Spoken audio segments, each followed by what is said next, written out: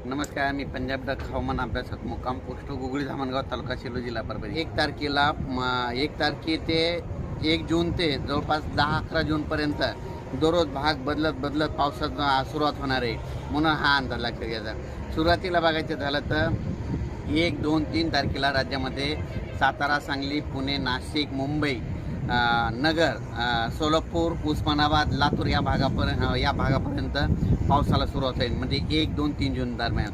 त्याच्यानंतर 4, 5, 6, 7 जून नंतर राज्यामध्ये तो पाऊस थोडा पुढं सरकत जाईल. म्हणजे मुंबई, पुणे, नाशिक, सातारा, सांगली, सोलापूर, नगर, संभाजीनगर, जालना, बीड, परभणी, नांदेड, हिंगोली, लातूर, उस्मानाबाद आणि तसाच तो पाऊस यवतमाळकडे जाणार आहे, म्हणून हा अंदाज लक्षात द्यायचा.